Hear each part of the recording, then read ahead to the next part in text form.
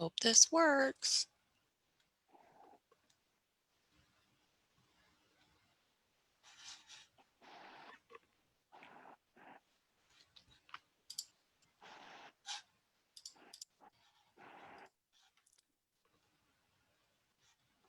Yay!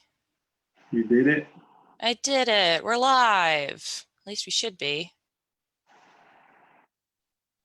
Yay! I'll go look. I'm checking right now. We are live. Yay!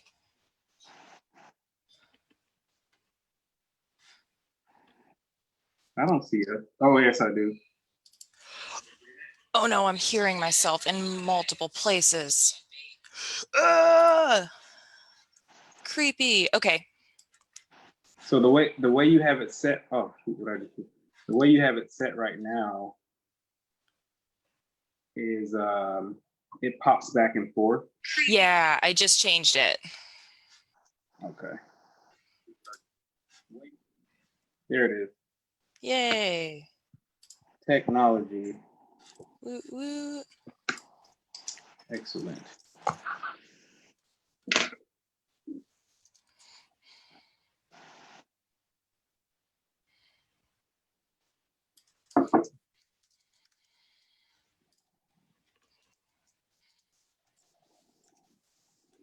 Do you record these sessions? Yeah, so they'll be like up on the Facebook page as soon as it's over. Nice. Yeah. Hey everyone, I see some people logging in. Just posting and getting everything set up.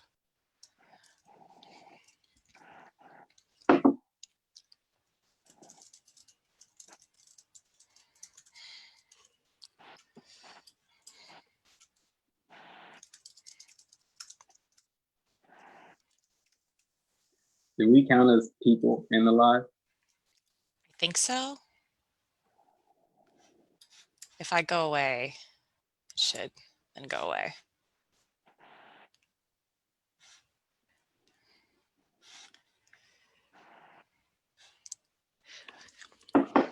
Like this is a good example of color balance. Because I look really pale. You look very blue. I'm very blue. Yeah. I do not know how to fix that on my camera. Oh, yeah, no, because you have like a little webcam-y type camera. Yep.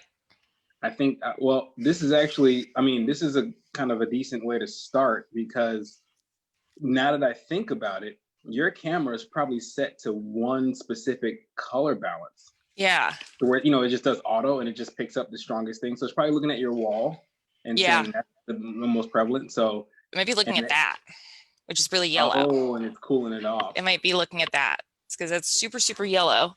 So let's see what happens. Roll over here and turn it off. Now you're a little red, a little magenta-y. Now I'm really pale. Wow. That's just me, though.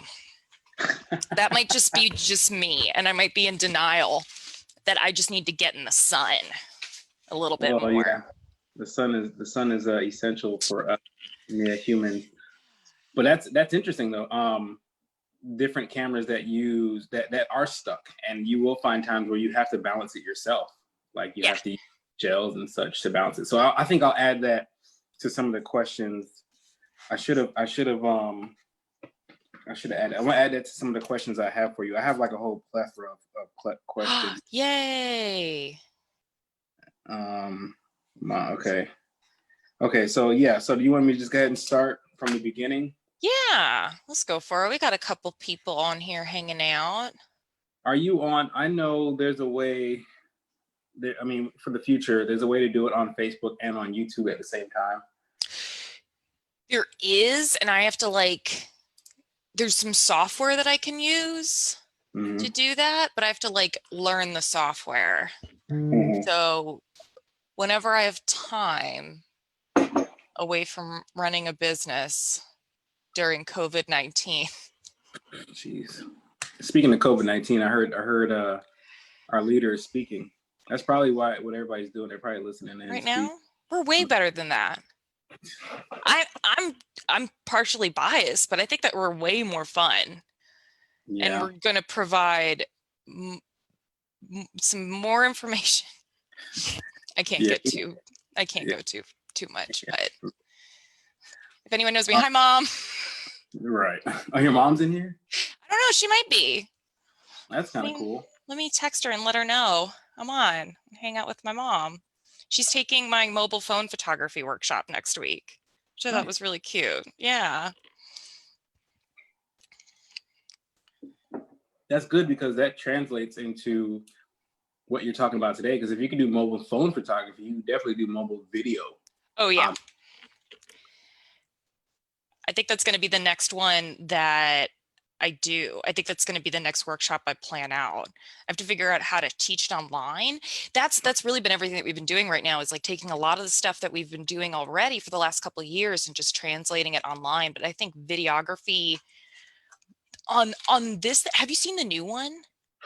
Yeah. Is that the one with the 3 cameras? Yes. It's insane. It's amazing. And I'm obsessed.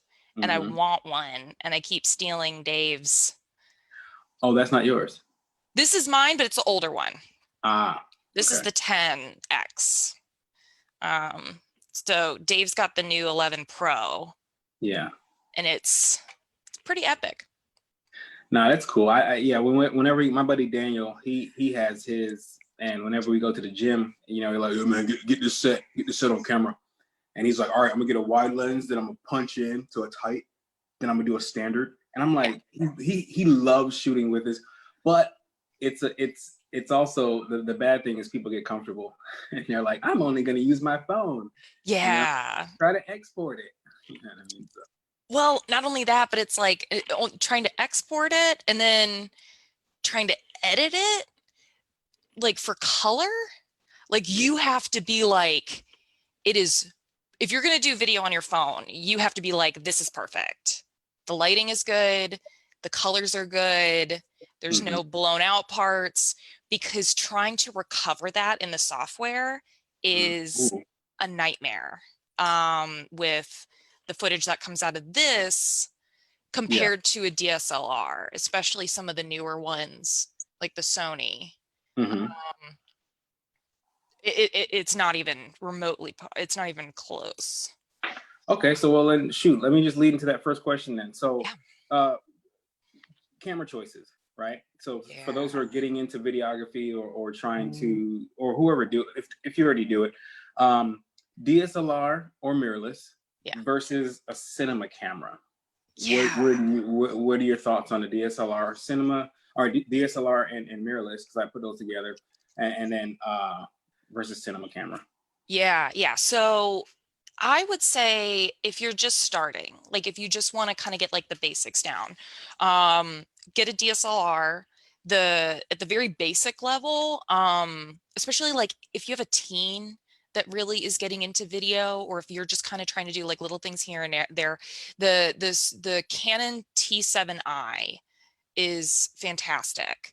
The one thing about it is like make sure it has the eye on the end, because otherwise it doesn't have a jack to be able to put in a microphone, and you're relying off of one of two things at that point. If it doesn't have an inline jack that you can attach a microphone to, then what you're ending up with is in-camera audio, which is it doesn't sound fantastic. Or you are, where's my recording device? Yes, I'm glad you did it. That's going to be the question I was going to ask. Yeah, look at my little guy here. Yeah, or you record on one of these. Now that looks like a Zoom. It is. It's a little Zoom. I love this guy. This is one of the good ones, because it's easy. This is maybe one of the easiest ones I've ever used and set up. This is a Zoom H1N handy recorder. I love it. That N stand for new? Now it does. I don't know. Because I didn't see that. I have a Zoom H5 and it's really big. You know, it has the multiple XLR ports and stuff, but that one looks pretty cool. Can I see that one again? Yeah. I'm texting my mom. She's going to be So excited because she thinks I'm famous. Okay, so this guy, super easy peasy. And the other reason why I like to use these is you have a bit more control over your audio compared to just like a regular shotgun mic that's going in. I don't have my shotgun mic with me, unfortunately. But it's one that you would just like put on top of your DSLR. Looks like like when you think of like a microphone on a camera, that's what it looks like.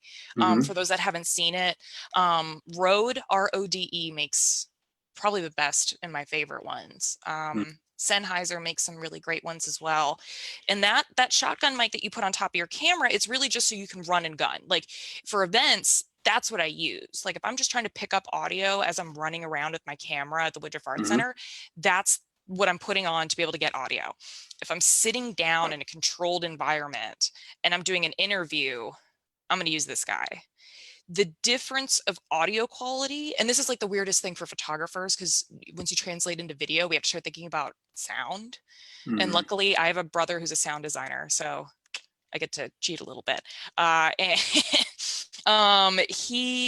So in that respect, what's going to end up happening, the way to think about it is the audio that the camera is recording, even with the shotgun mic plugged in, is the equivalent of like a JPEG image, right? This is getting raw. So the amount of control that you can have and the depth of it, you have JPEG is like the inline audio. This is the raw audio. But of course, as it applies with raw as well, this is going to take a little bit more effort in the back end that you have to be able to piece it together. Yeah. Yeah. So you have to sync it and all that. Oh, syncing. So, all right, then. So the Zoom, which is a go-to for me. It's one I use. I used to use a lot more when I was doing everything on the DSLR. Then once I started going into shooting cinema, they come with their own, ports and sound and stuff. So, yeah. But you just mentioned something. You said something about like putting the sound. I was gonna say stitching it together, but putting the sound together to match the video. But I have a question for that. I'm gonna get to in a second. Yeah. So for you, would you prefer to go DSLR mirrorless versus doing cinema? For me and the work that I do, yes. It's going to be smaller. It's going to be more compact. It's also not going to be huge, massive files. So like I have a Canon 5D Mark III, which I love. But since I got the Sony A7 III, that's kind of taken over in that video department because it's pretty amazing. So that's going to be a smaller camera that I, as a videographer for like events, can run around with, especially working around kids. Because if I walk in with like the Canon cinema camera, which is basically looks like just a little tank, I will either terrify children or they will come up to me thinking I'm a robot. So those two, it's like I have to be as discreet as possible. And those cinema cameras are so heavy and bulky, and like trying to run around with it is impossible. They're also expensive. They're also really, really, really expensive. If anything, that's probably my biggest deterrent. The quality that comes out of them is gorgeous. It's beautiful. It's amazing. It's basically shooting a raw photo for every frame, and it's just insane at like 4K resolution. But at the same time, it's even to rent one for the weekend is like $1,000, I think. Jeez. Something, I think. Yeah. You can get workarounds though. My favorite workaround is to get what's called an Atmos Ninja Blade. You're going right down the line of my questions. Yeah. This is amazing. If you are looking to get that type of quality, but you don't want to invest in the camera, you get this thing that goes on top of your camera and you can set it up and rig it and all that. It does make it a little bit more clunky and heavy, but it's like $800 or anywhere between $800 to $1,500 somewhere in there compared to like the 10 grand you'd spend on the Canon cinema cameras. The C300 is like the one that I think of that comes to mind. And those Ninja blades are really, really great. I've worked with them a couple times and they're fantastic. They're legit. I love them. Like, So yeah.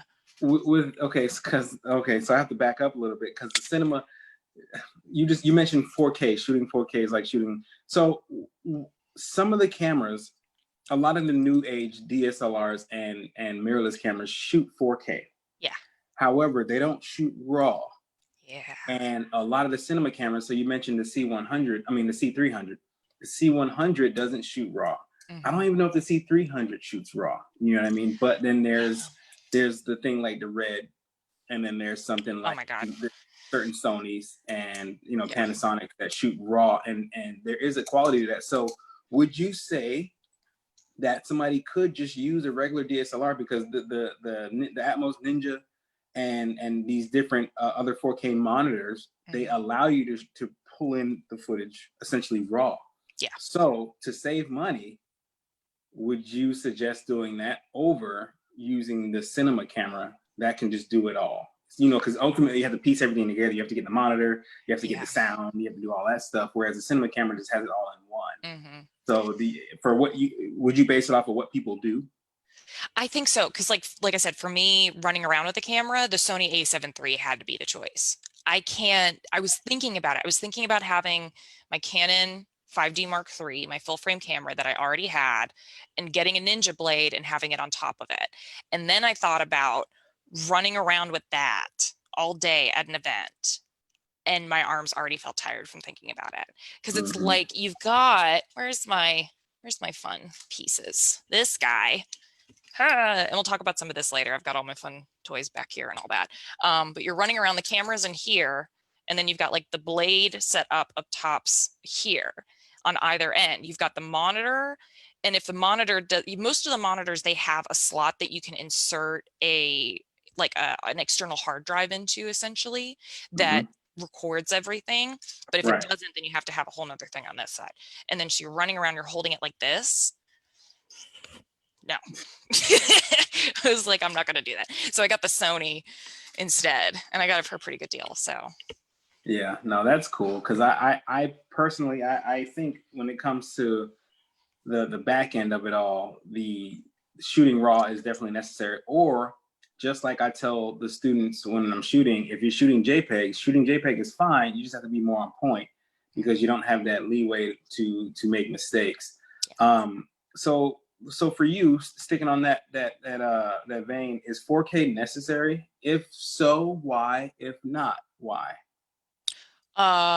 wait, repeat that again. I got a text from my mom. Tell your mom to come to school. She said she can't find us. She's just go on the Facebook page. I go to it. That's what I told her. I don't know. I'm sorry. Repeat the question, please. She'll find us. Yeah. Is 4K necessary? If so, why? If not, why not? Yeah, I think, again, it kind of depends. So you're thinking about what it is that you're going to want to do. And it's going to, the answer is going to shift with time as well. For the last couple of years, I've said, no, it's not necessary. You don't need it, because we're still in a world where we're not used to seeing things at 4K and it feels like a treat. But I feel like we're like at that tipping point right now where we're almost expecting things to be at that like 4K level quality. And so if it's not, then you're like, I think here's the thing. If you're getting paid for a job, you should have a 4K camera. Your client is probably going to expect you to shoot in 4K. If you're just like running and doing like your own stuff and doing whatever with it, doesn't matter. Don't care. Whatever. Shoot HD all day. It's going to be fine. But if you've got a client that's expecting a video from you and that you hand them HD and then they request 4K, you should be able to give them 4K. I feel like, yeah.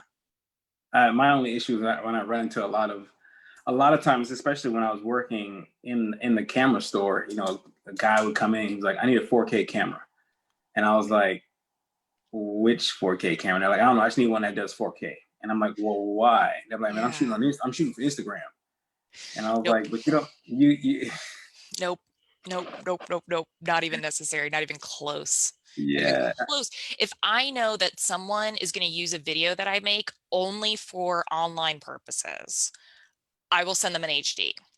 It's really cool if you're on YouTube and you have the option, it's like stream in 4K, and it's like, yeah, cool. That is such an incredibly small percentage of the population that is able to either stream 4K properly all the way through, or is able to actually view 4K properly on whatever device they have. Right. So there's this weird thing in the market where we're all shooting 4K, but we don't have devices that can actually like play 4K. So we're like ahead of the recording, but not able to like play it. Like I had to get a totally new computer that I'm looking at right now to be able to edit 4K.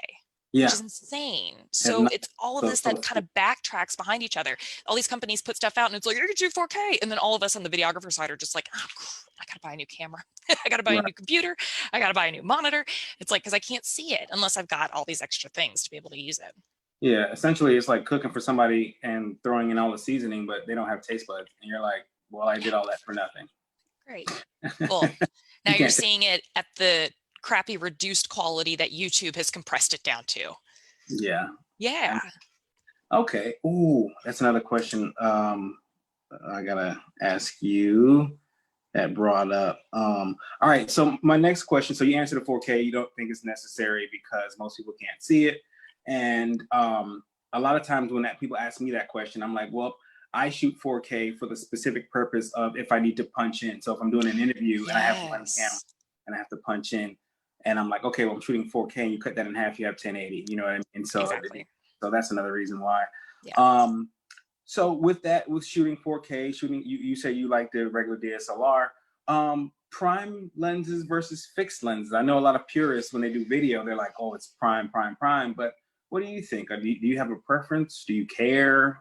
Is one better? My prime lenses that I love, I have an 85 millimeter Rokinon. That is my, and it was only like $300. I'm just like, aha. The thing about it though, is that it doesn't automatically focus, but we'll get to that in a second. Talk about focusing with your camera. You shouldn't be auto-focusing for video anyways. It's just me. We'll get to that. Okay. Maybe we'll have a debate. Yeah. But for the prime lens, it's so great because it can have the super wide aperture and it's absolutely beautiful. And you get a super blurred out background. And thinking about it, like transitioning from a photography perspective, now you get to actually see that depth of field, like pull and push in and out of your focus, like through and move it. Like you get to see it when you're kind of focusing with your lens, but now you get to record that. It looks super gorgeous.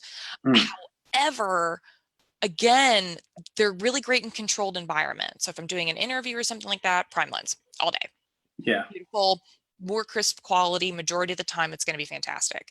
At an event, I have zoom lenses on, and I know there's some videographers that will be like, ugh, at that, but really it's out of necessity.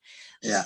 Because I'm usually at, like, one that I did recently was this giant open space, like when you walk into the Woodruff Art Center and you've got the Alliance Theater on one side and further down the hall is the Symphony Orchestra entrance. From that end to that end, they had tables full of people for a banquet. And then they had a speech like in between those two stairs that come down the middle. Huge, huge, huge space. And for me to be able to pinpoint little clips for B-roll of people like talking and getting to know each other at tables or shaking hands or something like that, like I know of all the clips that they're going to want to have, I had to have a zoom lens. I can't see something on the other side of the room, literally run on top of the tables to get the shot. Like that's not apparently that's not appropriate. I learned that in my first year. And so to have a zoom lens on, I'm not keeping the part where I'm zooming. Like when I take it into editing and I'm kind of like fixing with it and all that, I'm not keeping the part where I'm zooming in. I'm cutting that out and editing. So only from the part that I stop zooming is where my clip actually begins. So anything else of zooming is junk that I just end up tossing. But if you ever there's only a couple of times I've seen zoom work really well, and one of them is Battlestar Galactica. did a really good job of implementing Zoom into their actual cinematography. So for my nerds out there, you know what's up. What do you mean? Like they actually zoomed. Most of the time you're going to cut that zoom part out, or you're only having prime lenses on. So they would actually like zoom the camera lens and keep that footage in the show. Like they're not cutting it out an editing process or anything. So you're actually like watching, and then they're like zooming in or they're zooming out and stuff like that. And it just worked. It worked really well. Okay, because I think I understand what you're saying, but I think I've seen a lot of these new TV shows. I don't even know if they call them sitcoms anymore, but I watch them on Netflix where it's kind of like The Office, that show where they go in and they like zoom in on a person and they keep that. You mean like that? Yeah. But Yeah, not as exactly. comical, obviously. Yeah, exactly. It's like that's more practical sense of like kind of how they're filming it and all of that, and that's kind of like more documentary style sort of thing. Yeah. But which is awesome. But that's kind of like just generally how they're shooting like that kind of show, anyways.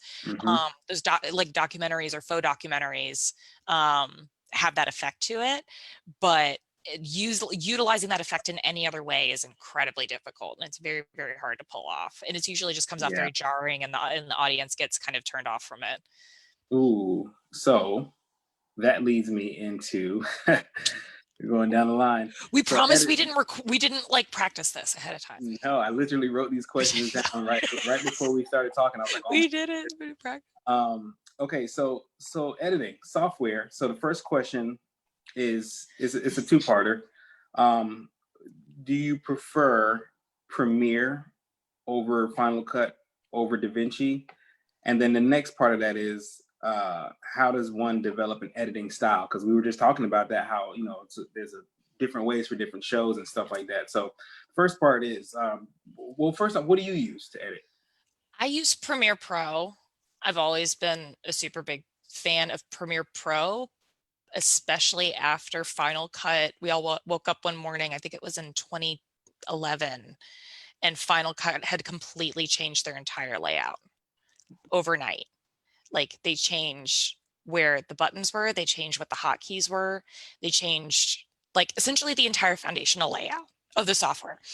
What? Which was incredibly frustrating because I spent 2 years in college learning Final Cut only to graduate and then have to entirely relearn the software.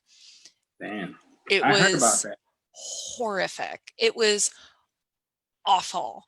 So you had a lot of folks that had what was at the time Final Cut 7, and they moved on to Final Cut 10. I think they like did a big jump or something. And we all went, no, what are you doing? Why? Who woke up and thought this would be a good idea? And so we all like grasped onto Final Cut 7 for dear life. Like we were just like, I am going to keep this software on my computer until until like my operating system can no longer handle it. Like Wow. I held on to my final version of Final Cut 7 for like 4 years, I think. Jeez. And then one of my friends was like, one of the developers, I don't know if this is true, but I think it's a kind of cool if it was.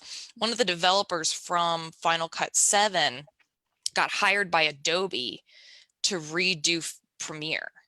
And so they were like, basically, it was a great marketing idea if it is true. And they were like, people miss Final Cut 7, but just want it to be newer. Do you want to do Premiere and make it like that? And the guy was like, yeah. So you had all these people that migrated from Final Cut 7 to Premiere Pro. Yeah, I heard that's the big push, is like Final Cut literally pushed people to Premiere, and then Premiere became like the top dog. Yeah. Yeah. That's what happens when you don't talk to your market.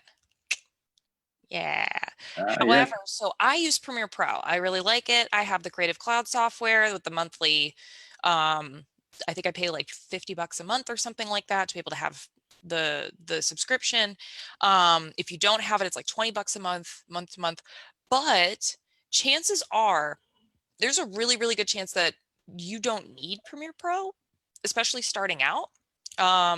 If you're like just kind of getting started with videography and you just need to like sequence things and put stuff together and add cool text and make it go swipey, and add audio in and do little minor color corrections and add transitions, Premiere Elements is fan-freaking-tastic. I It's didn't even know there were Premiere Elements. yeah, like, so the same way that Photoshop has Elements, Premiere has an Elements version. It's $100 outright, no subscription. You can keep it for however long you want, and then you just have it and it's downloaded on your computer. So also another thing, if you don't like the month to month, you can just buy Premiere Elements for $100 outright. It is awesome. Let me get in. I can actually, I can share my screen and you'll love what I'm working on right now. Hey. Hey. This is when I was messing around with like some color corrections. Do you want to see the color correction before and after? I This real do. quick. Where are you?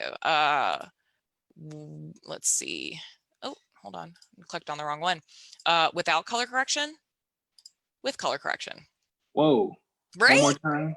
Without, with. And are you did that by hand, or did you use a plugin or what? No, that was by hand. So in that color, I did a lot of my usuals. So no LUT. This input LUT works really well if you've used like, yeah, Alexa or RE cameras and all that crazy cinnamoness. But this was back, we did this a couple of years ago. So this was on my 5D Mark III. This is before I had the Sony. So this is just like directly in camera. This isn't with a cinema camera or anything. So it still held up pretty well, right? Yeah, that is really nice. Yeah. But so you do like all of your regular edits, but I love that they have the look. Yeah. And they have all these different ones here for looks, and you can even like load your own in and do a custom one and all that. But this is what it looks like with the intensity of the look at like whatever reason they have 200 instead of 100, which is hilarious. But you kind of just do a little bit in there, but most of it is just having like sharpened vibrance, faded film, and crazy curves and all that. So it works very, very similar to Lightroom, when Lightroom has preset, and you're like, well, I could put the preset on, or I can go look at what the preset did and learn it for myself. I love and that. Be able to apply it. That makes my life so much easier. And you can actually buy like Lumetri Color Premiere Pro presets. Like you can buy them. Creative Market has a ton of them. The Creative Market? CreativeMarket.com. Yeah, they're pretty legit. I love them. And you can go and buy them, and then you just load them in. And yeah, you go back and you look at what they do. Of course, it's not going to be like a one answer kind of thing. But at least it gets you at a starting point to get the look that you want to get, and you can kind of go back and forth and say, oh, well, I like that.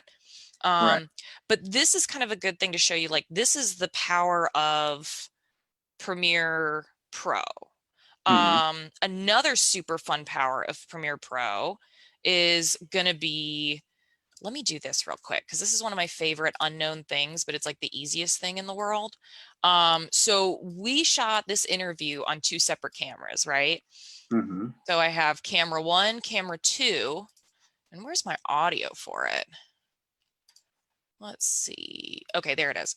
So if you did shoot external audio, I'm going to pull that in here. So we've got our 3 different audio layers. This is why I always shoot audio on every camera, no matter what. I can click and drag to select all my stuff. I'm going to right click on that top audio line there, and I can hit synchronize. And it's going to say audio, track channel, mix down, and go okay. Let it do its magic.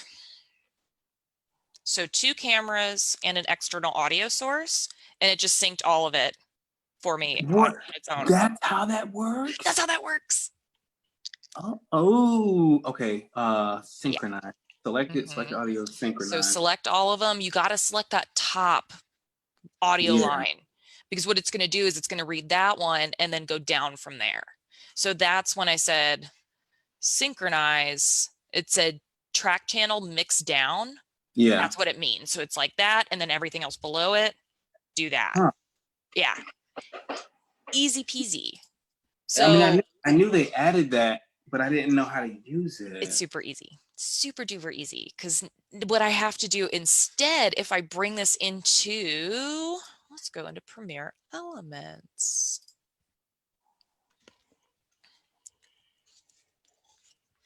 So in Premiere Elements, what I have to do instead is zoom in at a microscopic level and line them all up manually. It does not have a synchronize function. That's what I do in Premiere Pro, but now I'm not going to be doing that. Yeah, no more wasted time. But it's funny because I learned that technique when I was in college because the software didn't have the ability to do that unless we were using like Avid or something. Right. But I didn't have 10 grand to spend on Avid. So instead, yeah, I learned this technique of having to, let's see, we got all your stuff here. We'll bring them on in. Adding media. And you can already see like Premiere Elements is like a way friendlier type of software. Like it's already much more not scary. It looks like, it reminds me of the thing that they used to have on a Macs, the iMovie. Oops. Yes. Yeah. So it's like iMovie, but if iMovie had more stuff that you'd actually like want in it. Right. So if I bring these in here, what I have to drop down these different little arrows over here so I can actually see the waveforms. And then I'm like, okay, let's zoom in, get these kind of close first. Oops, hello. Yeah. And I can see there's like a peak there, so I can zoom in. And then I can scoot them over so they all line up and they all match. And then I keep going. And then you just do that until it's like perfect. And you go back and forth and you try to find it until it's like exact. And it like I've learned over the years to do that really quickly, but it's exhausting. Yeah. And that's what you have to, if you're going to do multiple different audio sources or multiple different cameras, that's what you have to do in Premiere Elements. So that's kind of the iffy, but it still does have a ton of stuff that's like, oh, that's a great face. It still does have a ton of stuff that's like super intuitive. So if I want to like cut away from this and see this down here, the little scissors is already there. So instead of there being tools for you to pick up, depending on where you're hovering becomes your tool. So I could go here, kind of go further down, go there, and then I can delete that out. So that's overall Premiere Elements is kind of spiel. We've got things like over here to fix. I gotta select a clip. We got all these things over here, smart fix. We've got shake reduction, auto smart tone. And these are okay, but I like to get into these guys. So like if I want to change the temperature and tint, the first thing that it does is it gives these kind of stupid paraglider little icons, and I hate them. But if you click on more, that's where it gives us our little sliders that we love so dearly and we can really utilize. So same deal with like the lighting, you just have to hit more and then you can change your stuff here. You got color, hue, saturation, lightness, all that good stuff. But my favorite thing, so you got effects and you've got like 1.5 billion effects that you could use. And it's kind of ridiculous how many they give you. But legit, the audio effects in here are amazing. Like if I go to, let's see, new blue audio polish, I just take that and drag and drop it. Like sometimes I do actually bring my audio into Premiere Elements. My brother would be so mad. I bring my audio into Premiere Elements to do my audio editing just because it's easier, just because it's easy and I don't have to deal with like a whole bunch of stuff. So this is the audio polish where it's like if you wanted to change and like make your voice brighter, bring the background noise down. And it can find, how does it know what's the background noise? So it kind of, that's kind of what you have to do is you go through this noise reduction and you play it back and you have headphones on and you're listening until it goes away. And then you're kind of just like feeling it out as you go, but it makes it really easy because it's just like, you kind of just go crazy on the sliders and then you figure it out as you're going along and you go, oh, that's it. And then you just land on it It's not like a formula you have to plug in. It's just moving sliders around until you figure it out. Yeah, because I know, you know, if you record room sound and then start your recording, it's easier to pull. But yeah, I thought that thing it just knew, like, yep, that's the background. I'm like, okay, this is some crazy AI. Yeah, no. Unfortunately, I wish it was, if anything, maybe closer to ones like the hum remover. Where's that? The hum remover is there. So if you've got like, if you forgot to turn air conditioning off or a refrigerator, or the one that I always forget to turn off when I'm sitting here is the printer. The printer makes a low hum. That one's good. Couple other ones in there, but they just make this super, super, super simple. And even just like exporting, it's like if I just want to send it out, export and share. Where'd you go? There we go. And you just go to like devices and you can choose like what you want it to go to. You can even publish it like directly online. Oh, it's going to download presets for me. Yay. And it could go like straight onto YouTube or Vimeo, which is pretty great. Yeah, that's pretty. Yeah, Elements, I didn't even know it existed. It's pretty awesome. Legit. Like for $100, what you get out of it is a lot. There's a lot more stuff in here too. There's things like time remapping. Oh, this is fun. Let's do time remapping on your interview. So I could say from here to here, I want it to be super fast. But then from here to here, or just that little bit, I want it to be extremely slow. So if we preview it, God, this is going to be hilarious. Okay, that's it over there. So preview.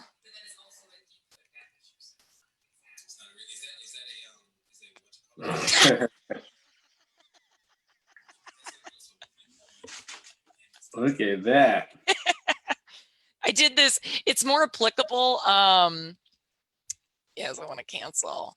This is way more applicable with the drone footage. So here's the one beef that the biggest beef that I have with Elements over anything is if I wanted to start a new like project, I can't just do what I do in Premiere Pro, which is go like file, new sequence. Right. And I go, okay. And I have like the two sequences next to each other, so I can kind of bounce back and forth between the two tabs of whatever I'm working on. I literally have to either create a whole new project, or I have to like erase everything out and start over, or I have to put it like down the line over here. Goodness gracious. It doesn't give me multiple sequence tabs, which is kind of a bummer. Yeah, that would drive me up the wall. Yeah. So, but that time remapping with that drone footage that you took, I think this is, yeah, so this is a good one. Yeah, this is a really good one to try it on. So if we go to, and this is like, this is Premiere Elements, which is nuts. So if we go from here to here and we say, this is very fast. And then we only start to, and I'm going to say like easing in and out. And then I want to kind of slow it down from here to here and go very slow. Well, let's say just regular slow and go done. What we had before, let me pull it in again just for the sake of comparison. What we had before is good. And it's kind of getting it lined up. And then slow, pull away. But if you want that kind of like, especially what's really trendy now, which is like fast, fast, fast, fast, and then go to regular motion or slow motion, that's what that time remapping does. So this is how it looks with that time remapping instead. Oh no, do I have to render? I have to render. So here's the most fun part about video editing. Yay, rendering. It's gonna want you to render whatever effects and random stuff that you do onto your video. and right now it's going to want to render like the whole thing, and I just wanted to render that. So just to speed up some time here. Go, go, go.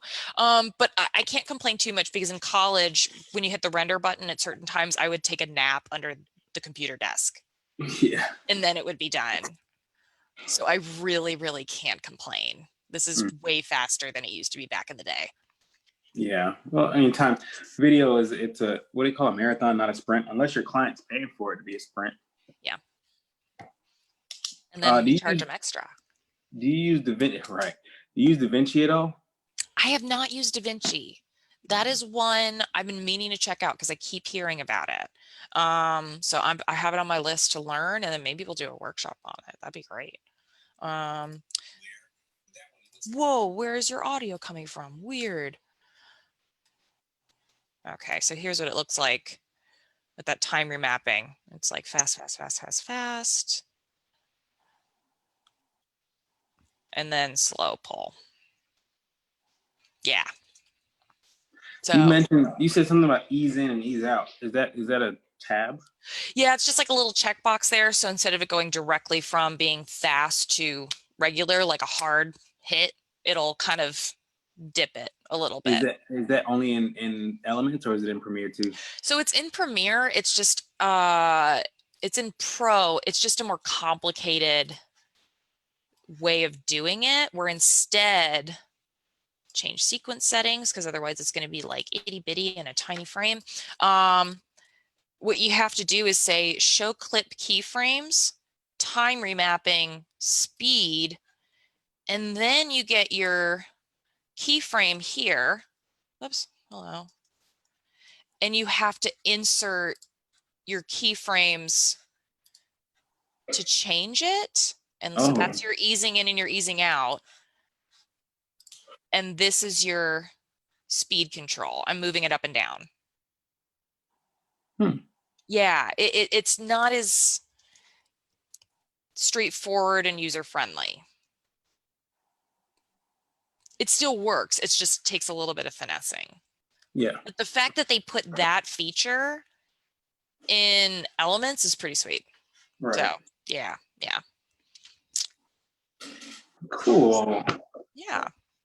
So how did you, well, do you consider yourself having an editing style? I wouldn't say. I mean, probably more just with the work that I do, it's probably a bit more like upbeat, fun, airy, kind of happy. Right. And that's just kind of the generalized work that that's the work that I end up doing. So I try to use really upbeat music. I usually edit it to be a lot brighter. I usually overexpose quite a bit. A lot of the same things that I'm doing with my photography, in the same style as my photography, I'm probably doing in video. And the editing is probably pretty quick, very fast pace. So I have some slow motion stuff that I'm implementing, probably like every third clip or so. But other than that, it's usually like fun, happy time kind of stuff. Yeah. Well, do you use LUTs and filters and stuff? Sometimes, yeah. Oh, that face. Because then my question was like, do you love or hate plugins, or your thoughts on LUTs? And I think because I never have. I think that's it. I'm not against it. I'm definitely not against it. I think because when I started doing editing, I wasn't ever introduced to it. I don't even think it was really a thing. To be able to download like filters off of the internet. But if you do that, that's awesome. And you're trying to like get a specific look, but make sure you're backtracking to find out why it looks like that. So then you can make your own edits towards it instead. Yeah. So kind of like we were talking about before when we said when you use a Lightroom, what did I say? Lightroom, not plugin, but a Lightroom. What's the thing Lightroom uses when you go, you can see black and white, you can see sepia. Oh, like the presets?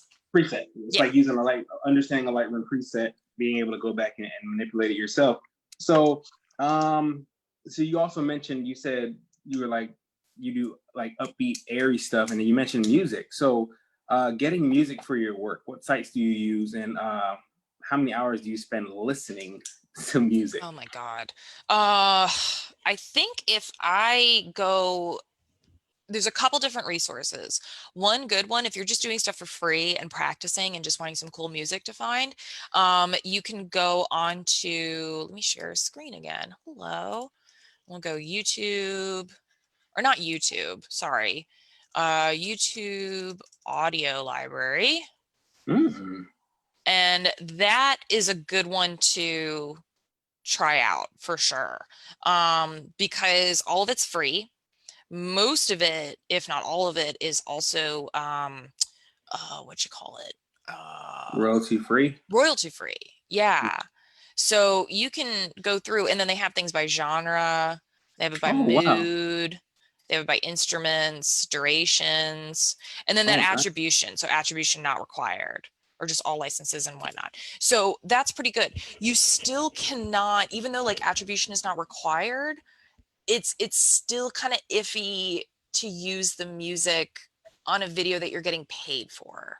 So Right. I would still not recommend, like, if you've done something to be able to advertise someone or something, services or an event or a place or something like that, probably don't use these. You want to pay for a license, and then that's going to be Audio Jungle.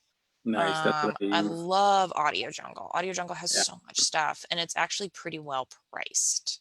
Um, Especially Well, when they have like they let you packs. set price if I can remember. Like if you're like, man, I got $5, they're like, well, you know, here are the $5 tracks. Yeah, here's like, yeah, what do you want? This, I'll show you just what it is. Right. Um, and yeah, so then you can go by like, they have just like individual tracks if you want to search for those. And then I like that they have packs too. So if you get like I usually get like a corporate pack. I love that there's Mhm. a genre of music that's called corporate. And you get Right. that, and then it comes with like 4 songs for like 20 or $30. And I Yeah. can use those at other times. So instead of paying $15 for one song, I've paid $30 for 4 songs that I can just use throughout. And especially if it's for the same client, like the Woodruff Art Center, like over and over again, Right. those have continuity between them. So then they like that too, which is nice. Yeah. Audio Jungle. Audio There was one other one that I used. I can't remember what it is anymore. But Audio Jungle is definitely my go-to. I just wrote down that YouTube audio library because a lot of times I do things. I want to do things for like Instagram or do just do little fun little videos. If I want to go out, like right now, there's not much to do, so I'll go out and shoot some B-roll of like the wet the like the dew on flowers or just after it Yeah, rains and just it's just getting that slow motion movement pretty and stuff. yeah, and then record that for 10 minutes and then put it on a loop and then get a nice track and now you have a little meditation video for yourself or whatnot. So Yeah, that YouTube one is a really good link I didn't know that's about. legit. Yeah. Um uh like what like just give us a general number of how many hours you use listening to music because I know I can do like 3-4 hours. That's the thing. I have to stop myself at a certain point and go, it's not going to get any better. This is the track, and this is the one that you're using, because we're not wasting any more unpaid time on searching for music. That's ridiculous. This is a good one. You know it's a good one, and they're going to love it, and it's going to work really well. And then I can go with that. And especially if it's like a client that I've worked with multiple times over and I know what they're looking for, that works out wonderfully. Mm-hmm. If it's a personal project, I will spend hours looking for like the perfect music for it or whatever. And it's like, oh my God. And it gets exhausting. And then at a certain point, I realize I've gone too far down the rabbit hole and I have no Yeah. idea And what you I'm looking realize for anymore. you've been like this for like an Yeah. hour And you're and like, 40 oh minutes. God, did I just, yeah. You've been I've done that to where I was there and then I looked up at the window. I'm like, it's dark. I was like, whoa. Yeah, what happened? Yeah. So what you call it? Let's see, game music sites. You told us some cool sites. Do you price your video work significantly different from your photo work or I don't. I charge just like a little bit more just because it's a specialized skill. So because I can do video, there's less people out there that can do video, and there's especially less people out there that can do both photography and video. So I'm already kind of saving clients a little bit of money when I walk in to do both. So charging just a little bit extra for that specialty, I feel like is pretty fair, but it's not too much more than anything. Yeah. If anything that ends up costing more on the client and then what I end up charging for is the editing. Because if I'm That's there, it's not a difference of me holding up the camera and doing one thing or the other. It's just one is more specialized. But compared to doing a batch edit in Lightroom, which I can knock out in like an hour or two, to putting together a 3-minute video for someone, significant time difference. So I'm going to charge a lot more for the editing on that line item for editing video than I am for editing photos. Which, you know, a lot of people don't understand. It's like, yeah, you think it's easy to just hold this camera. It's like, you don't understand everything I'm looking at while I'm just holding the camera. And you also don't know how many hours I put into listening to this, to the footage afterwards. So it's like, I just recorded for a 3-minute video. You probably recorded it all day, if not multiple days. Yeah. And then you have to listen to all that. Like whenever we do a wedding, and it's just like, most of the time is spent watching and pulling. I'm gonna put this here, I'm gonna put this there. So yeah, that's hours and hours of work. So yeah. I did a documentary for this amazing program that happens every year at the Woodruff Art Center, and I got to see if they're doing it again this year. And I was there probably 4 days a week for 3 weeks. So 12 days, probably about like anywhere between like 12 to 15 days of filming, and probably about like 6 hours of footage every day. And I had to put that together and make it into a 45-minute documentary. It took me months. It took me months to review 16 hours of footage, because you're not just watching, you're watching and then you're stopping and you're taking notes. And then you're saying, this would be really great here. And then you're taking all of that and putting it in places. And it was just like a huge thing. And it was nuts. But the biggest thing, if you are taking on any editing, is organizing. That's going to be your biggest help at the end of the day, is just knowing how to organize your footage and coming up with a system that works for you. Like, don't think that you have to learn and try to adapt like someone else's system and go off of whatever they're doing. Like, I just developed my own over time. I'll like pull footage into one sequence that I think is good, like interview clips, and then I'll create another tab and I'll have all my B-roll in there. And I've kind of clumped them together by like, here's B-roll from day 1, here's B-roll from day 2, or whatever. Like, that's just how I do it. I know friends that have like completely, totally different ways of organizing. But when you get in, it makes it so much easier than to just like lay stuff down, rather than starting from scratch and saying, now what? Like, get everything organized first and then start pulling it in. Yeah. I mean, it's kind of like with life. I mean, there's a lot of things that you can equate to that. I mean, cooking, the way I cook is I put the pot down and then I'm like, oh, I guess I need this. And I got to go find it after like my hands got like grease or whatever on it. And I'm like, oh, snap. So it's the same way that'll be, you know, jumbled. It's the same way you do your footage. You're like, where was that at? Where was that at? Yeah. If you just had a whole sequence of day 1, camera A, camera B, camera C. I mean, if you look at anybody that's shooting film on movies, that's what they do. They're like, where's camera A? Where's camera B? Where's specific B-roll camera? Because now they're like, especially for like reality shows. Oh my God. You know when you ever see those cut scenes where they'll show like the scene as a time lapse of the city, and they'll show this or they'll show trees. All that stuff is a camera, and it's a different camera. So you have to know where it's at so you know where to pull from. Yeah. And you did all that by yourself? Yeah, it's kind of crazy. It's kind of stupid. That's why it took me months. To do. But yeah, it's almost like the equivalent of having like a mise en place for your video editing kind of thing. Yeah. Right. So explain to us, I'm gonna go backwards a little bit more into the detail of the video.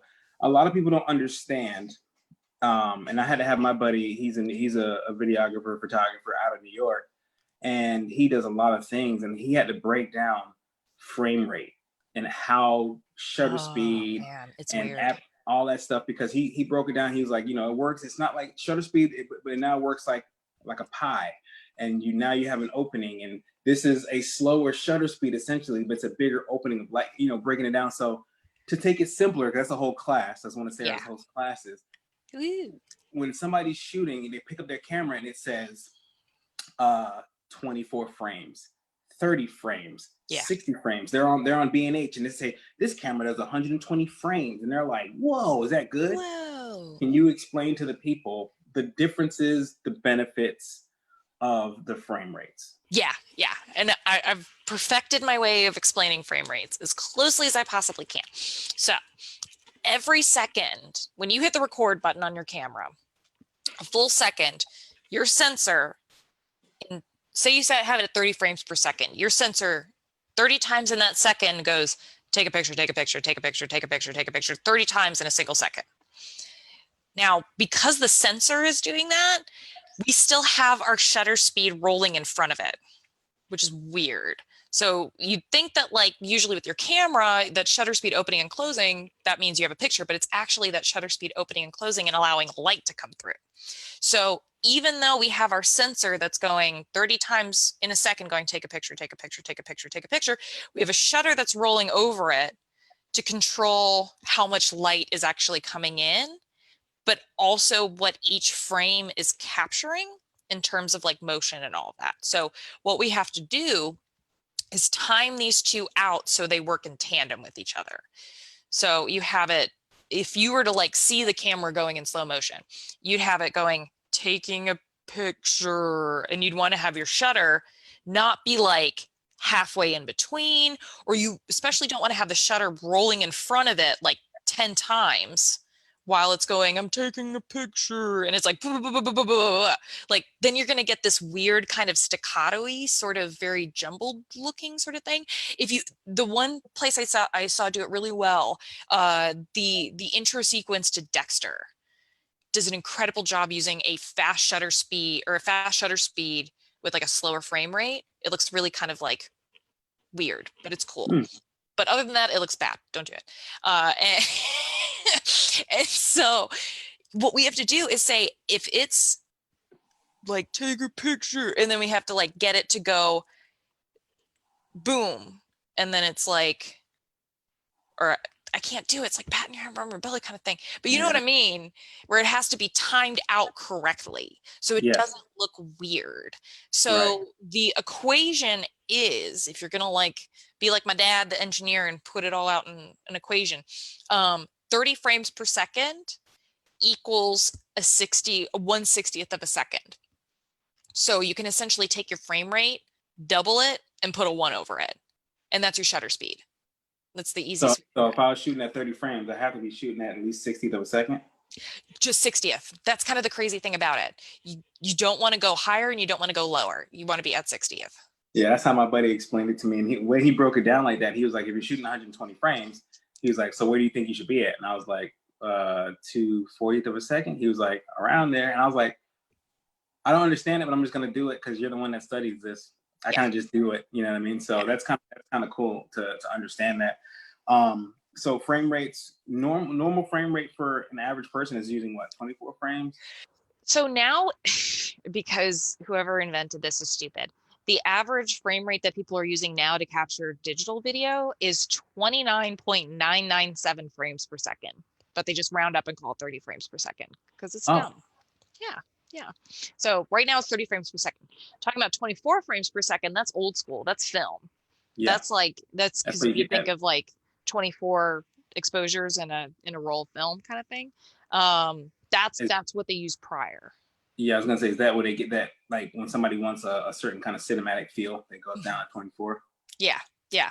So the craziest thing happened is we're used to seeing things at 30 frames per second, anywhere between 24 to 30 frames per second. The human brain is used to seeing things like that. When they released The Hobbit in theaters, they shot it in 60 frames per second, but then they played it back at 60 frames per second. And people walked out of the theater and kept looking there and going like, what was that? Like, why did that look so weird? People's brains like could not, if you go back and look up articles, it's fascinating.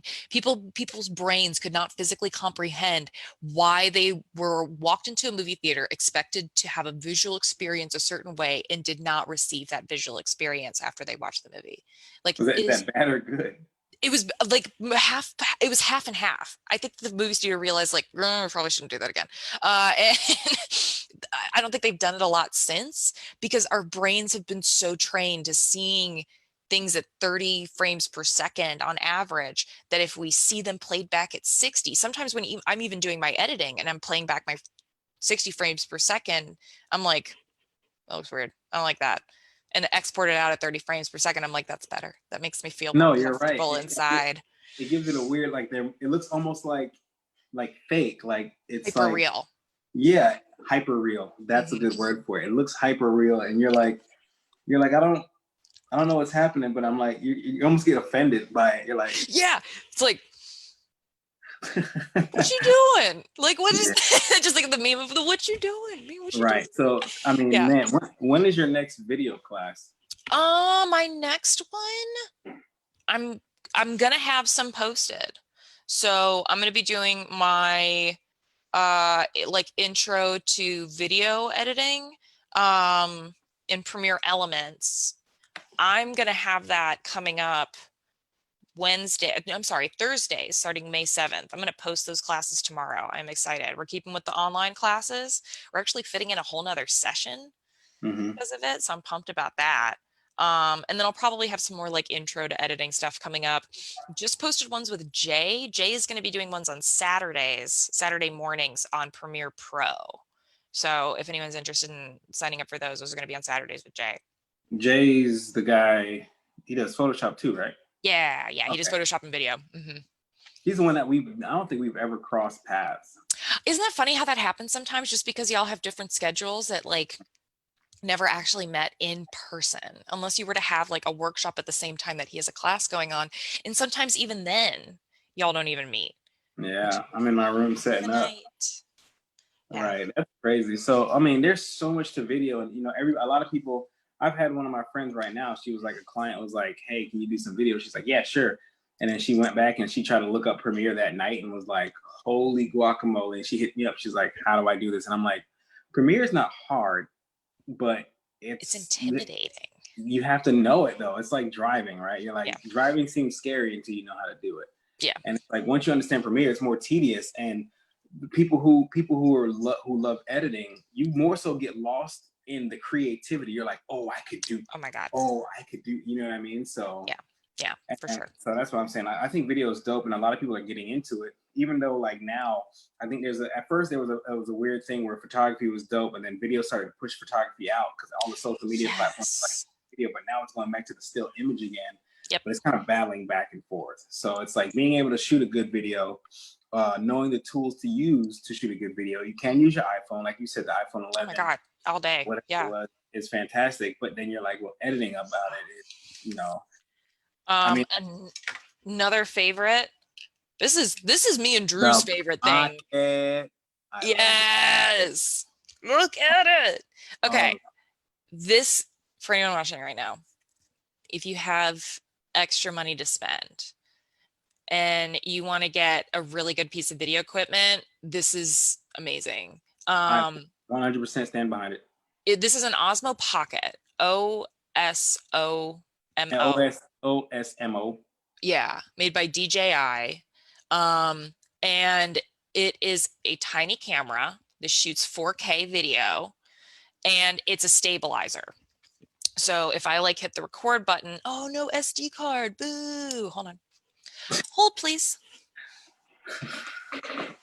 There's my little card. Oh, that little thing popping in there always scares me. I know, look how tiny. That's the tiniest, most, on like if there was like a graph of like smallest to most expensive, like it would be like up in the top right hand corner. Okay, so SD card. I'm gonna change the mode. There we go. So this is a stabilizer. So if I hit record, even if I go up and down, it's going to pivot and stay entirely, totally stabilized. So it looks professional as heck. It is nuts. So this tiny thing shoots 4K at 60 frames per second, which is insane. You said, look, I know whenever I bring it, people like, especially if I bring it on a job, everybody's always like, what is that? Is that a toy? And I'm like, nah, a very powerful toy. Actually, funny enough, whenever we do weddings, we usually bring, well, when I had it, I had the big Osmo, And I love the big Osmo so much. And then the Pocket came out. So I sold the big Osmo. We got the Pocket. So now all we do is Osmo, Pocket, and drone. Size of my face. Yeah. That's and, it. The other reason that I love it is $300. That's it. Yeah. $300. It's probably not even that right now. It's probably not even that right now. And you didn't mention how it clicks right into your phone, and then once you have the app, it just turns right on, and your phone becomes the monitor. I don't have my little thing with it right now, but it's literally like you set it up so it's like this, and then you can just like run around with it and have this as a screen, because the screen is super tiny. But this was like my favorite thing to come out for video in a very, very, very, very, very long time. Like, look how satisfying that is. It's so cute. Yeah, I love that. I sold my Osmo, the regular Osmo. Well, because it was like this big, yeah. Yeah, it was big, and people were like, "Oh, that's cool," but the Pocket, it's like so simple, and I'm like, I have a Canon C100, but I'm like, if I don't have to get like perfect sound, like because the Osmo Pocket has really good sound, if I don't have to like lav you, I'm like, oh, I'm using the Pocket. I'm like, I'm just gonna bring my Pocket. Yeah. I'm like, everything DJI, I roll with the drone in the Pocket, and now for weddings, I can be places and people don't even know I'm shooting. Yes, that's the really cool part about it. You can be super sneaky. Like, not to be creepy. Don't be creepy. Don't buy it for creepy things. Just be really sneaky. You can be like, as events and stuff like that with like kids, especially, I can just sit there and be like, right, and like kind of glide around and get like really good shots. And so when we talk about it being like a little mini stabilizer, we're talking about there not being any shake. So with the DSLR, even with my Sony, I'm holding it and there's going to be some amount of camera shake just because I'm like walking around and I'm running or walking or whatever. But that doesn't have it. This just glides. It looks. Oh yeah, I do. Pretty. Whenever I'm doing shots for Habitat for Humanity, another benefit of having that small thing is it goes into small places. So I'm literally pushing my arm through a window, or if two people are talking and somebody has their hand like that, I'll push it through their arm and get a shot like that. And it's just like, whoa. And it's like, people are like, how'd you get that shot? And I'm like, tiny camera. Right. Size. Now everything's getting smaller. Everything's getting smaller and more compact. But that Osmo Pocket is probably one of DJI's, for me, best inventions. Period. So even like, because I have a Phantom 4 Pro, and I'm going down to their Mavic Mini. Yes. Because I can get into smaller places. Yeah. So, you know what I mean? It's I don't know. I love DJI, and it shoots 4K, and the sound is good, and it's small, and it takes a beating, and I mean, yeah. I've put this in like every single bag, whether it's like my camera bag or a purse, and as long as it's in this case, I've never had a problem. Sometimes I forget to put this in like with the lens facing in, and sometimes I have the lens facing out, but even then it's been fine. I just clean it and it's fine. I'm almost afraid of what they're going to come up with next. I know. I'm excited though. Right. So you talked about frame rate. You gave some good things. What do if you do, because you sound like for your video work you do a lot of run and gun. Do you use any modifiers? Like, do you have like a set of gels? Do you ever use like a softbox, Octabank with grid? Anything you? No, not so much when I do like run and gun events, but if I've got a video, like or an interview, my new favorite thing are these LED panels. These are on Amazon for like $100. It's kind of crazy. Are they iCans? Newer. Oh, newer. They make panels too? Yeah, I know, right? I'll look that up. Spoiled. My only thing with them is like I've bought some of their stuff, and it's literally because like I know it'll break pretty soon. Probably. I'm hoping to get like a nicer kit once I have more money. I'm excited that they're affordable. That's the thing. I'm very excited that they're relatively affordable, but I would like a nicer kit. Head over. If you can afford a nicer kit, shout out to the guys at PPR. They have an amazing selection over there. And they have a whole wall, or at least like a setup that they have with all the LEDs, and you can like actually try them out and test them and everything. Head over to them and get like a decent kit for like a couple $100. I'm just poor. So and Johnny over there at PPR. Oh man, Johnny knows all so that much stuff. about lighting. Yeah. He knows so much. It's like, dude, how the heck do you know so much about freaking lighting? I don't know. So they've got the equivalent of these that will actually last longer. So check out Johnny and the guys over there. But you said that was $100. This is like $100, and Battery so included or no? battery powered with the dimmer, and then I can change the color temperature. That's yeah, nice. I know, crazy. I'm about newer. What is it called? The newer thingy thing. It's just light panel, I guess. LED panels. So I'll bring these with me. I just have to be very careful with them. And then you can get soft boxes that attach to them too, which is pretty nice. So you put that soft box on top of it, right? So, ooh, let me put it in front of my right now I have a ring light, right? I mean, it's like I need it to like. It did a good job. I need it to correct. Does it have? Oh my God! It looks like I'm. Go to the light. It's in the poltergeist or something. I'm having.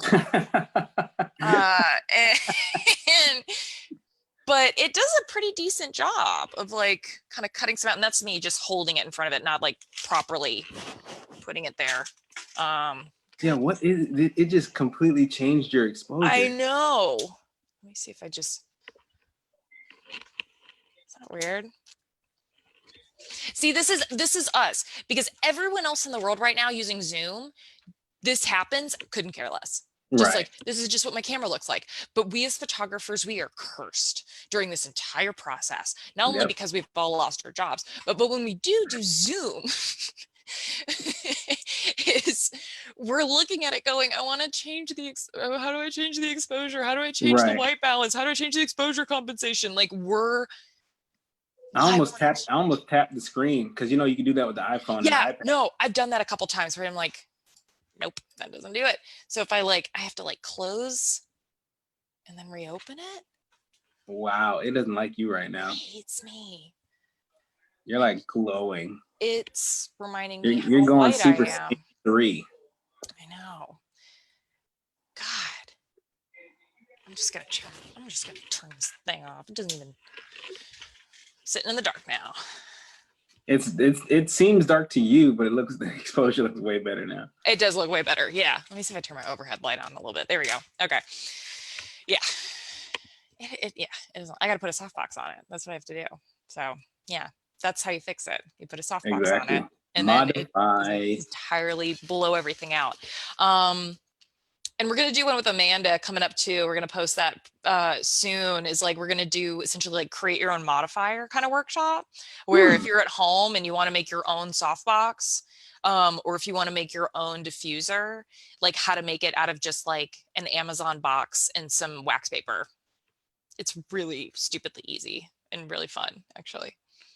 Sounds cool. Did I tell you about the time that me and Robin, we did, ooh, hello. We did a wedding. Yeah. In Jay, Florida, which is the panhandle of Florida in the middle of nowhere. And we forgot all of our flash modifiers. And we had to find a dollar store and buy clear duct tape, wax paper, and foam core and make our own Gary Fongs. We called them faux fongs. What? I know. I made them for $5. They look terribly unprofessional. They look horribly unprofessional, but they worked. And you never know the difference of using that and a $50 Gary Fong in a million years. Yeah, no, that's crazy. Yeah, that kind of Jay, Florida? I've never even heard of Jay, Florida. They are outnumbered peanuts to people by 1,000. And it's Jay? Jay, yeah. That's almost like when I went to what's that place where we used to have that show, and it's sounds like something from Star Trek. Oh, Zebulon. Zebulon. Yeah. Smaller than Zebulon. Wow. Yeah, no, that was interesting and an interesting experience when I went. It was me and it was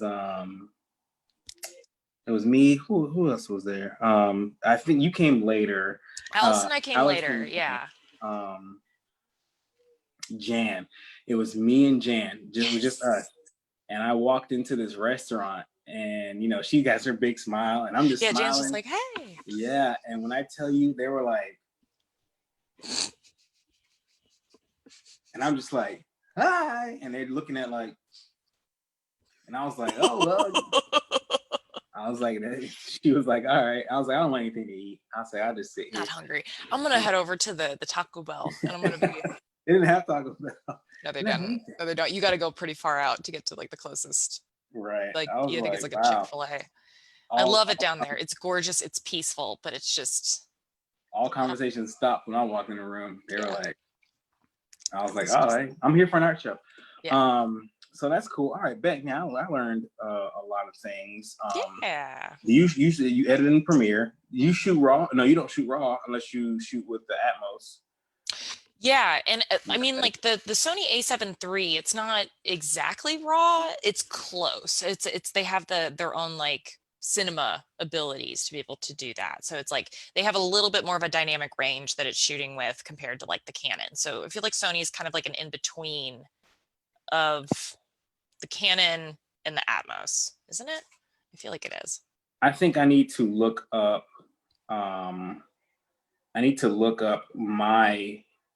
The dynamic range on the Sony A7R4 because I heard it's pretty good.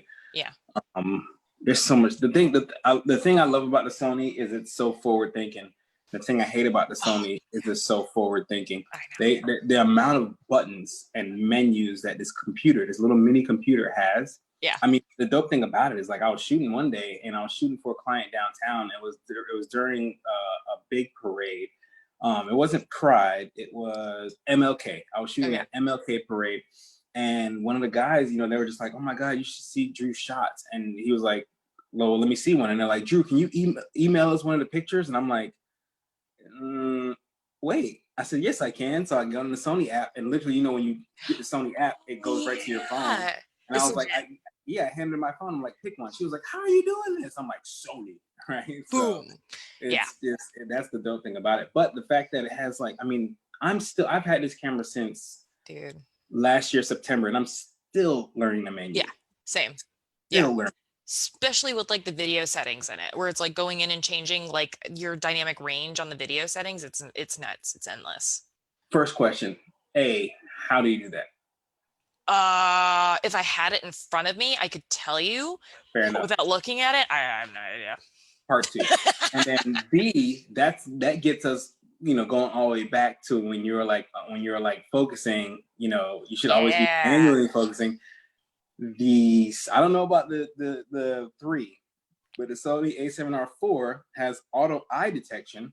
So what happens is if I'm doing an interview and it's in autofocus, literally if they move back, it follows the focus. A little square stays on the eye, and everywhere they go, it stays focused. And I'm literally like, this is a dream. It's amazing. I'm shooting at 2.8, like say at 24-70, 2.8, and a lot of, especially if you're talking, if you interview like a rapper, they cannot stand still, right? No. If you interview like somebody who's a philosopher or something, they're like, oh my God.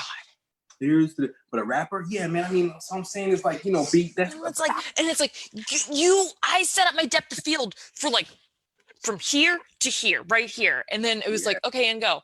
All right, so I wanted to make sure that you knew about, and it's like, no, stay here. And then I can't count how many times I've had to stop someone and say, I'm so sorry, I need to stop you. I need to stop you right there. And then I change my aperture to like a 5.6 or something like that, or an 8. And my background's not as pretty blurry, but I'm just like, at least they won't like fall out of the focus range and they're still be in that space. Exactly. But that's why this new camera, Sony being forward thinking, this auto eye detection, it makes life easier because now I'm like, all right, I know they're going to move. When I do interviews, I unconsciously move. I'm talking, I'm like, and as soon as that, I'm already out of focus. You know what I mean? But the camera, it does such a good job of following. That's great. That's why I was like, it depends on which camera you have. I think so.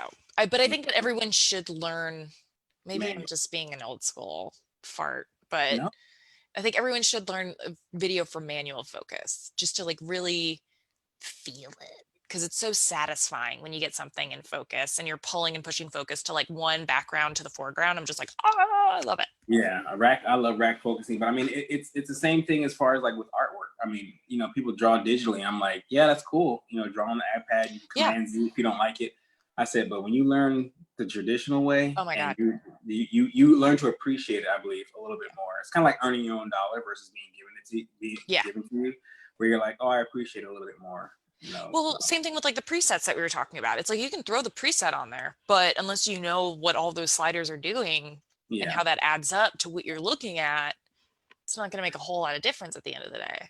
And you know, but that's what clients are thinking. Like, to be honest with you, they're like, can't you just Photoshop it? I'm like, it's a video. Can't you just throw something on it? I'm like, wow, you really think that little of what I do? Where you think where you think I could just do this? Like, I don't go into a restaurant and be like, man, this food is really good. You must have nice pots. Yeah, you must have a really, really great stove. And you're like, can't you just microwave it?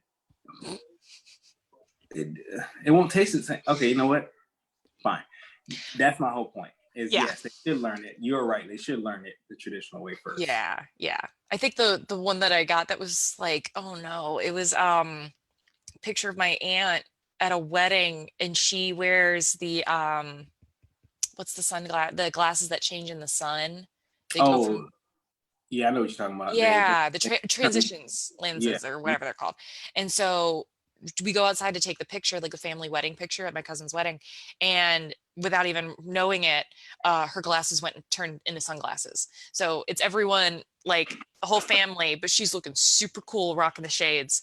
And but she hated it. She was just like, no, oh no. And she asked me, she was like, can you take it and can you edit my eyes back in? And I was just like, not unless I had another picture of you standing in that same spot during that day with the same lighting, with the same angle from the sun. I'm just like, it's hard, dude. It is really, really hard. Yeah. I photographed for big wig clients, and you know, I took a series of pictures, and you know, you give them to them, they're like, okay, we like this one of him, then we like this one of her, and this one of him. Can you put her into that shot right there?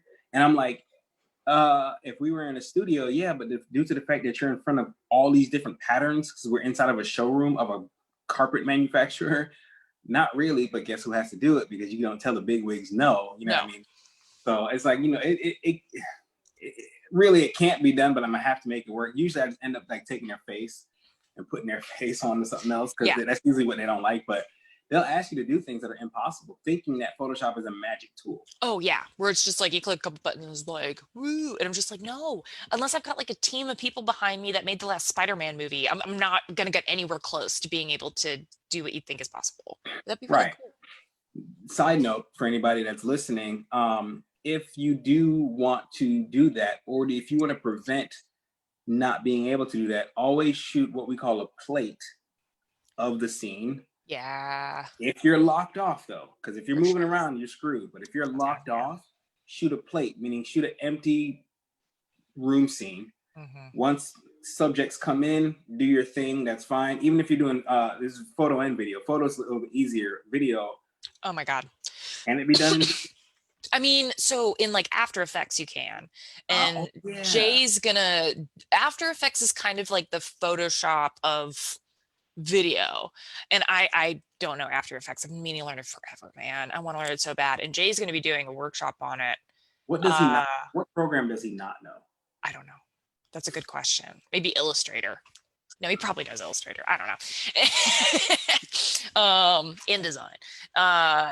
But yeah, that software, you could do it, but it's still hard. It's still very, very hard. It is not easy to track someone's motion and then take something out behind them or something like that while they're moving.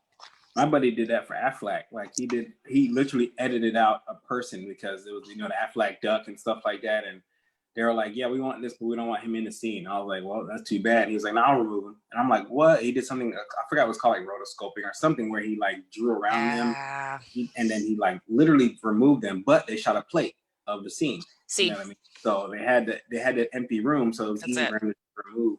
And I was like, first off, that sounds frustrating. Secondly, I hope you got paid well. Oh yeah, absolutely, and gets paid extra. Yeah, probably not. He did it for his company, so that'll do. You do it for the company. They give you get your weekly paycheck, but you have to work. Like, do whatever, but you get health insurance. That's pretty cool. What is that? I don't know. Health insurance. What is that? That's magic. Literally. Every time I see somebody who has health insurance, I'm like, show me. Let me see. It's like a unicorn. Let me see your card. Let me see your health insurance. Yeah, Shay calls this something called Doctor on Demand. And literally the doctor pops up on the phone and he's like, open your mouth. And she shows, he's like, okay. And like, he'll send a prescription. But if you have insurance, it's like free. Well, insurance pays for it. But if you don't have insurance, I think it's like $110. That's still not terrible. Yeah, it's not bad at all. I mean, it's hard now. Comparatively. Yeah. Right. It's hard now because, Rona and all the doctors are tied up. But before Rona, it was really good. Pre times. Yeah. Yeah. And that's another thing too. Staying on the realm of photography, videography, man, I might have missed the boat, but shooting downtown in places that are empty because everybody's supposed to stay indoors. I know. I'm thinking about masking up and going to photograph the people that I want to go out, because Friday is the day everybody can go out. I'm thinking of like literally masking up and photographing the people who are out and seeing who's out and about. That would be fascinating. That would be really fascinating. And it would be kind of interesting to see. It's like, of course, you can't make like judgments on people by just the way that they look, but it would be somewhat fascinating to kind of like see who is out and about. If it's people that would be considered like essential or something. It'd be a fun documentary kind of little. I've been wanting to do the one where I go around and photograph the fronts of restaurants and the different signs that they have in front of like how they're adjusted and closed, or in different bars and stuff like that. I believe we're gonna have a second chance to do this, so don't worry about it. I don't want it. No, I don't want it. I think it's kind of going down that realm, like where it's like I think we're gonna have a second chance to do it. So we'll save our ideas. We have 2 more days to be able to Wednesday, one more day to be able to go and get the emptiness. And then, like, I would have loved to go photograph the protesters, like, when they were over in Michigan and Pennsylvania and stuff, because I was terrified to do it. Oh no, I would have used a long lens. I would use a 70 to 200 and just stay away and be like, with a mask on, I'm like, this is crazy. But this is bizarre. This is all very. Did you see the video I posted on Facebook today? No. If you get a chance, just look at it. It's protesters, but you have to watch the end, and it's kind of ironic. Oh boy. You have to watch. Oh my God. Well, it's just like I've got my cousin. I think I was telling you about her. I've got my cousin in Chicago. She's a infectious disease nurse at Rush Hospital in downtown Chicago. So she's like on the front lines of all of this, and it is insane. It is insane. Yeah. So if anyone's watching out there, stay home. Don't go outside. If you have to, wear a mask, wear gloves, bring hand sanitizer, and keep doing that for another, I don't know, 8 years. Probably 8 years. Yeah. Well, my cousin in New York said the same thing. She was like, "Hey, look, I know what's on the media. I know what you hear. X, Y, Z. She's, I'm gonna tell you from the front lines. Do not catch this. Don't." She's like, "Do not." And my thing, like, it's not like the flu where you're like, I'm gonna be sick and in pain. No, it's gnarly. It's super gnarly. A lot of the people in the healthcare field, they're tired of seeing people die the way they're dying. Is what they're saying. And it's like, I'm okay with that. I'm good. Staying in the house for another week or so, I'm okay with it because I don't want to experience what these people are seeing. Yeah. Yeah, exactly. So. It's awful. To say, like, to put it lightly. So the best thing that everyone can do is just like hang out inside and talk to people like this and do come videos of yourself. Practice with video, practice lighting. Well, if you have lights, using natural window light, that kind of stuff helps out a lot. Depending on what time of day you're shooting, the light's more intense or less intense. You know, if you have blinds, or not blinds, but shears, what do you call it? Kind of like sheerish, see-through blind kind of things. Yeah. Close that and get that soft diffuse light. I mean, practice with that kind of stuff. I mean, sometimes the natural light gives you the best light. Yeah.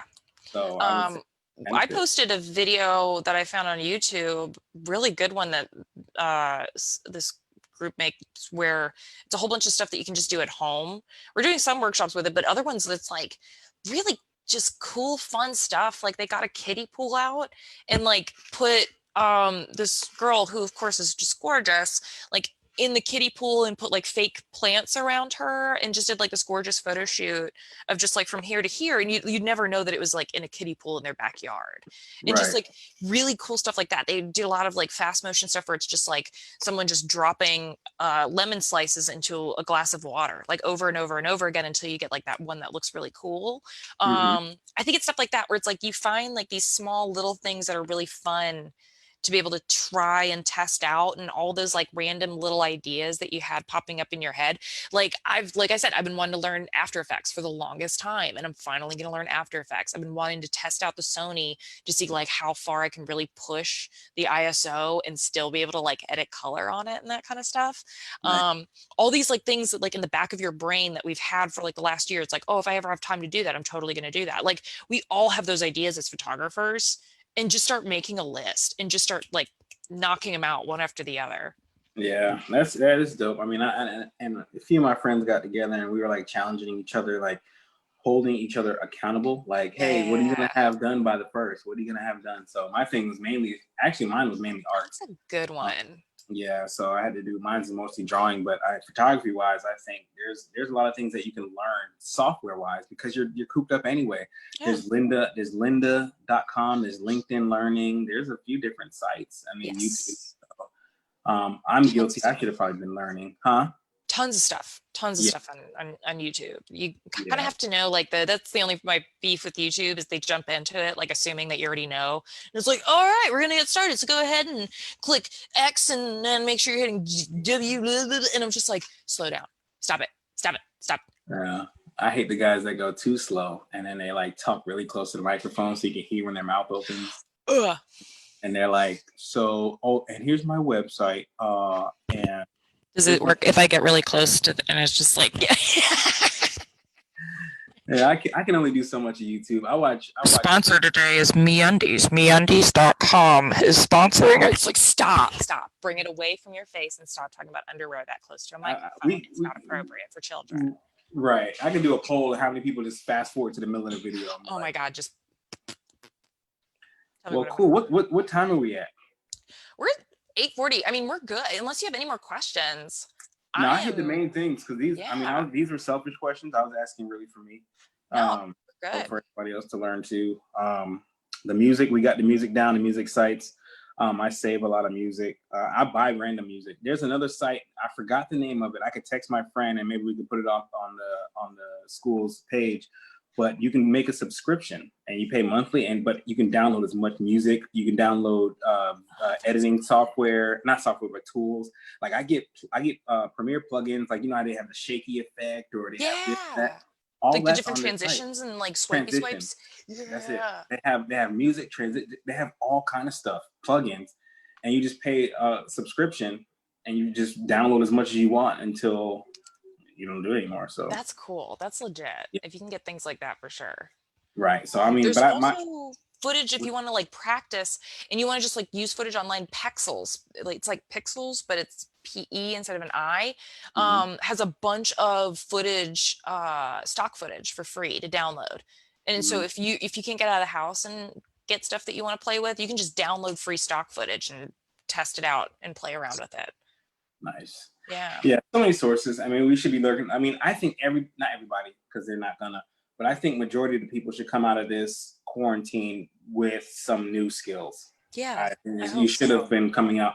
Most people are like, I just watched YouTube or I just watched, it was on social media. I'm like, man, you could have learned a whole new language.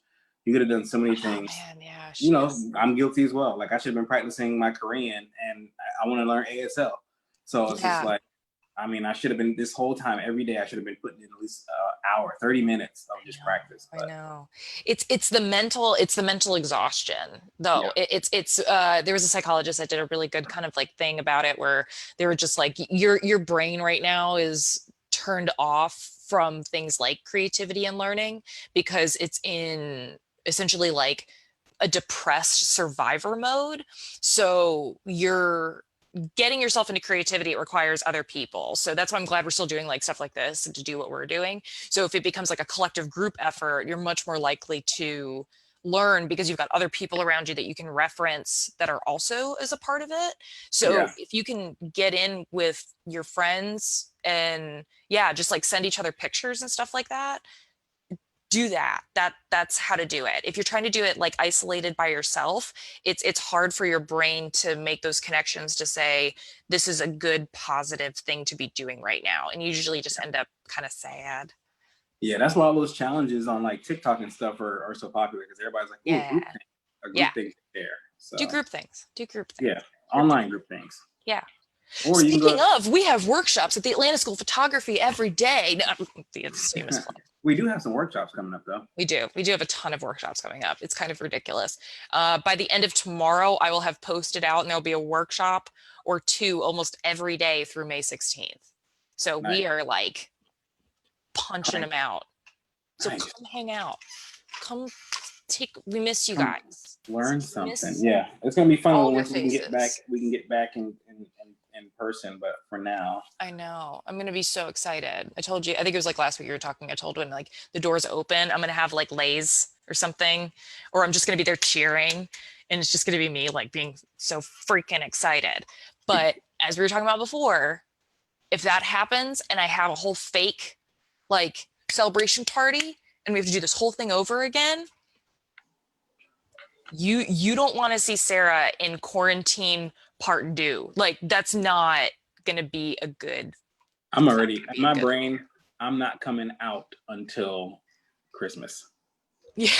In my brain, like in my brain, I'm mentally preparing to say That's a I good don't way need to it. do it. Yeah. Where it's like I'm you not. think it's going to be further ahead.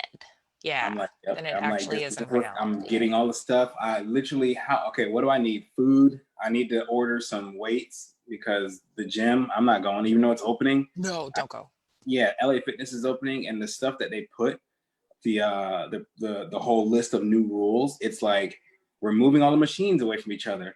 And you can't be next to this person. I'm like, by the time I was done with all the rules, I'm like, there's gonna be 10 people in this whole gym. And that's it. And you have to wait till those 10 people come out for another person to go in. And I'm like, yeah, nah. I still don't like that it's like other people have sweated on stuff and you don't know if they're cleaning it properly. It's Yeah, bad. it's successful. But I mean, they're opening all the stuff, all the things that are opening for in my opinion, you can't social distance. So I don't know what kind of test this is, but But bowling alleys, I don't know. That yeah. unless it's just you bowling and then you close every other lane. It's like no, Other than that, but you're right up on each other.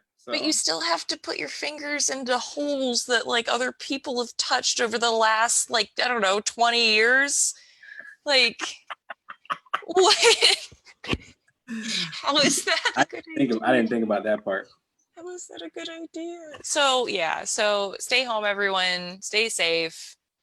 Um, get creative, but get creative with like other people. Again, that's going to be the way to do it. Like just Yeah. hang out with other people, listen to some cool podcasts. There's a ton of really cool podcasts Yeah. out there. If you haven't gotten into podcasts, or if you've got some podcasts on the back of your list that you haven't thought about yet, my favorite by far is the Adventure Zone.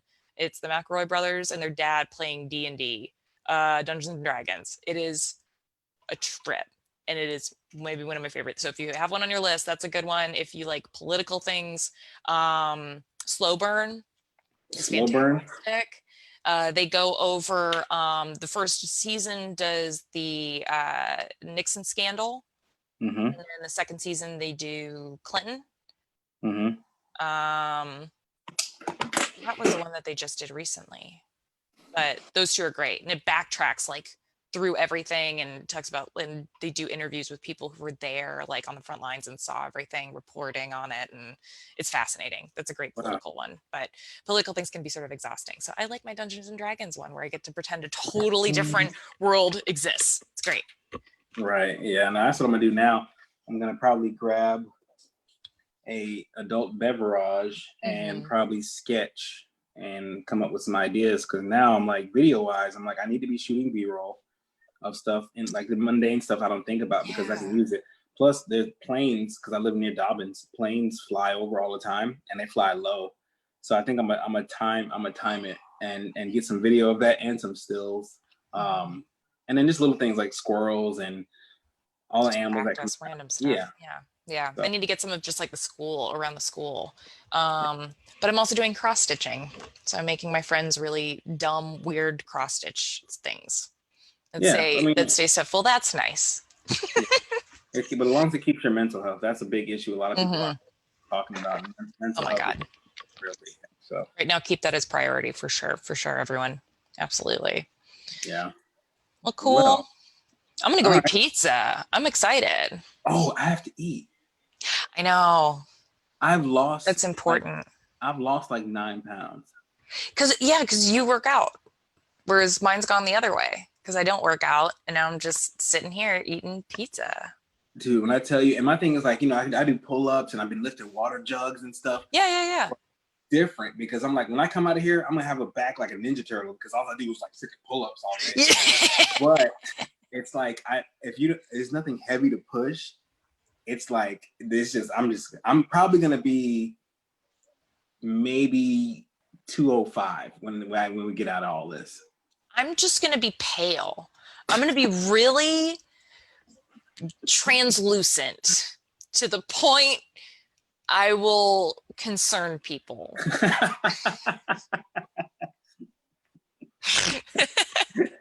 They're like, why can we see her heart beating? It's been inside, man.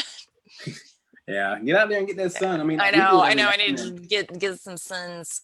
I walk the dog and just get some sun. So yeah, that's what I need to do. All right, cool. All right. Yay! Thanks, Drew. Until next time. Yes. And this is going to be saved for the archives. We're submitting it to the Library of Congress. There you go. That it'll never be seen. No. Until like 200 years from now, when they're like, what was going on during the coronavirus? And then it's just us talking about cameras and being really pale and eating pizza. Exactly. It's going to be quality. Hello, future person. This is the quality content you have been looking for. I want to do a time capsule now. Oh, that'd be a good one. Okay, yeah. All right. We'll work on that. That'll be good. We'll do an ASoP time capsule or something. There you go. That'd be good. Cool. We'll dig up a giant hole in the floor. This will be the time to do it. We'll take a jackhammer to the floor. Nobody noticed. Oh, no, absolutely not. And I'm definitely not renting this, whatever. So. All right. Have a good night, dude. I'll talk to you later. Bye, everyone. Bye. Yeah.